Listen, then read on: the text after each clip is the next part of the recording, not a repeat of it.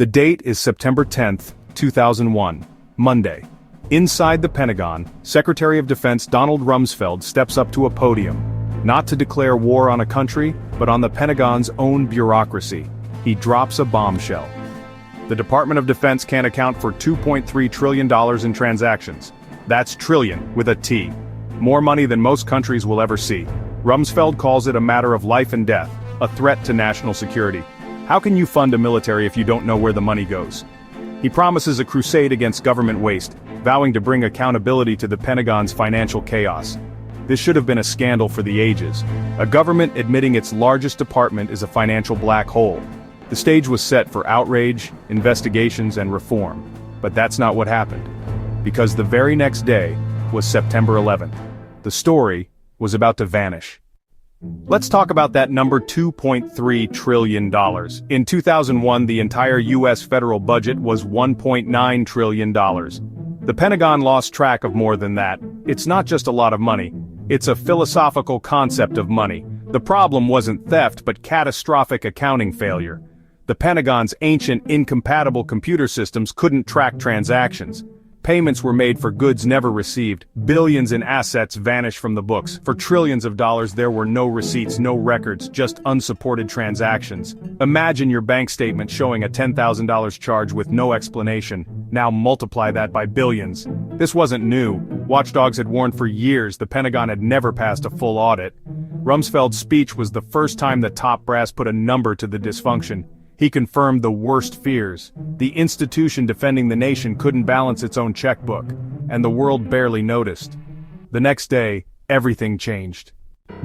September 11th, 2001. The world watched in horror as planes struck the World Trade Center and the Pentagon. The missing trillion story didn't just get pushed aside, it disappeared.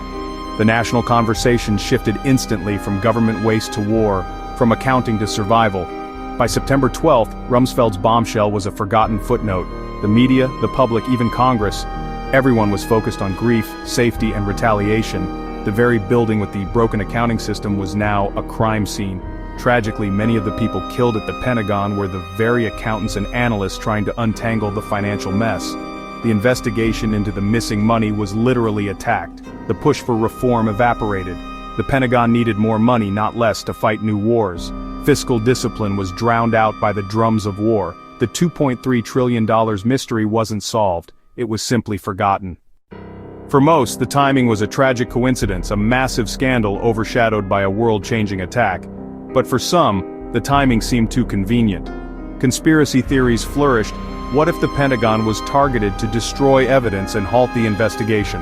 The plane hit the section housing budget analysts and the Naval Command Center. Official reports refute this. The 9/11 Commission found the Pentagon was targeted for its symbolism, not its accounting records. Most records were digital and backed up elsewhere. A single impact wouldn't erase everything. Still, the suspicion lingers because the core problem was never resolved. The official explanation, a terrible coincidence, requires us to accept a wildly improbable sequence of events. While evidence points away from conspiracy, the timing's convenience keeps questions alive. An extraordinary claim, fueled by an extraordinary unresolved mystery. So what happened next? Was the money ever found? No. In 2015, the Army made $6.5 trillion in accounting adjustments in a single year just to make the books balance. The Pentagon's first ever full audit in 2018 was a spectacular failure. Hundreds of billions in assets couldn't be accounted for. Despite spending over $1 billion on the audit, the result was simply confirmation. Nobody has a clue. No one was held accountable. Not a single firing or prosecution or even public shaming.